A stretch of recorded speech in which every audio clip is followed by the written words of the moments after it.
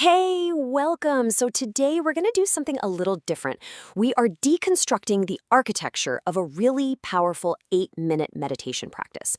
Now, just to be crystal clear, we're not going to guide you through the meditation. Instead, we're going to pull back the curtain and map out its structure piece by piece to really understand how it works and, why it's so effective. All right, let's dive in. This quote right here, this is the heart of the whole practice. See, this isn't about ignoring or pushing away the tough stuff. Nope. The entire journey we're about to map out is built around this exact idea, finding real, profound insight and strength in the places we normally try to avoid. So, this meditation is way more than just a quick relaxation technique. It's a very carefully structured, progressive experience. You can think of it like a journey with a clear beginning, a challenging middle, and an end that brings everything together. Each stage is designed to build on the one before it, forging a path to genuine insight. What's so cool about this is how it lays out the entire voyage in just 8 minutes. Look at the flow here. We start by creating a sense of safety, getting grounded. Then we move into just observing the body and mind. And from that safe place, we courageously turn towards what the practice calls the shadow. And then, the finale, we extract its wisdom and integrate it. It's a really intentional, powerful sequence. Okay, so let's start right at the beginning. This first phase is all about building a safe foundation. And this isn't just a warm-up, it's the absolutely critical groundwork you need for the deeper self-exploration that's coming up. Honestly, without this sense of inner safety and presence, the rest of the practice just can't work effectively. The whole thing kicks off with these super physical, tangible steps. Sitting comfortably, focusing on your breath, feeling the support of whatever you're sitting on. It's a brilliant way to show that psychological safety so often begins with physical grounding. By calming the body down first, we're basically sending a signal to our nervous system that says, hey, it's safe to be here. It's safe to be aware. And here is the key shift in perspective behind that body scan. You're not trying to fix any tension or get rid of discomfort. You're just gathering data. The practice teaches you to welcome every single sensation as information. This is such a foundational skill for developing discernment and learning to just notice things without immediately reacting.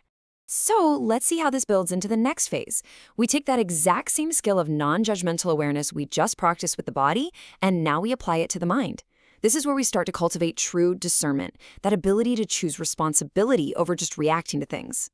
This right here is the core concept of this entire stage.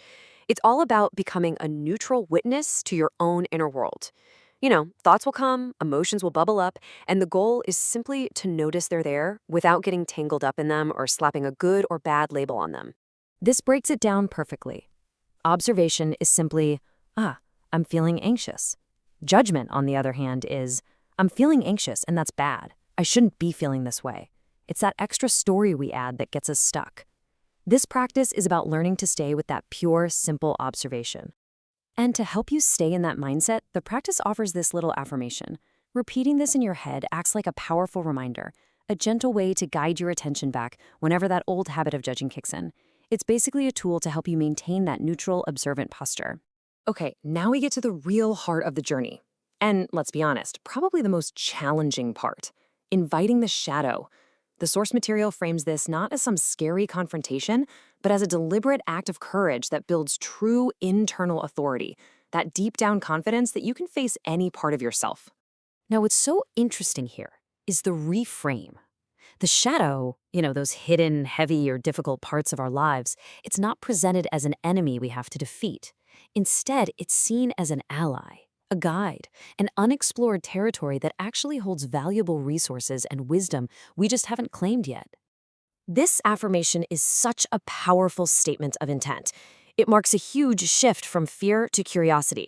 It's basically saying, I am willing to look at this difficult thing, not because I want to suffer, but because I truly believe there's something valuable here for me to learn. That's an act of profound self-trust. And that leads us right to the climax of the meditation. This is the big turning point, the moment where you move from just observing and accepting to actively claiming the wisdom from within that shadow. This is the real work of integration. And this is absolutely essential to get. This practice is not an exorcism. The point is not to get rid of the darkness. This non-adversarial approach is everything. The goal is reconciliation, not conquest.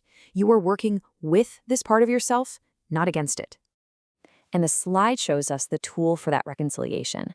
This one simple question is the key that unlocks everything.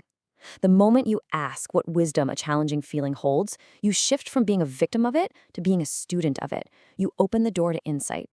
So, what is this spark of light that we're talking about extracting? It's not some mystical, abstract energy. As you can see here, it represents very real, tangible qualities.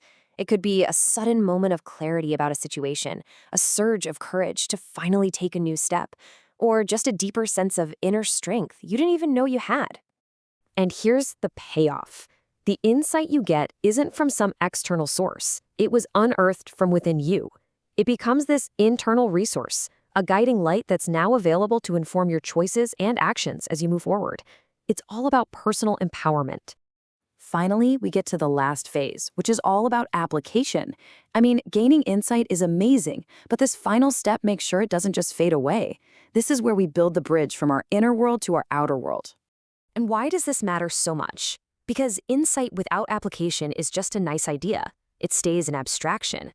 The ultimate goal of this entire practice is to create a tangible, real shift in how you experience your day-to-day life. This final step is designed to make sure that inner work actually translates into outer awareness and action. This final intention is just a beautiful summary of the entire process we've walked through. It perfectly encapsulates the key stages: being open, observing without judgment, and courageously integrating what you find. It's a powerful mantra you can carry with you long after those 8 minutes are over. And we end here with this provocative question taken directly from the source material. It's not just asking what you learned, but what you're going to do with what you learned. It leaves us with the challenge of application, prompting us to really consider how the light we extract can illuminate the path ahead. So, what will you carry forward?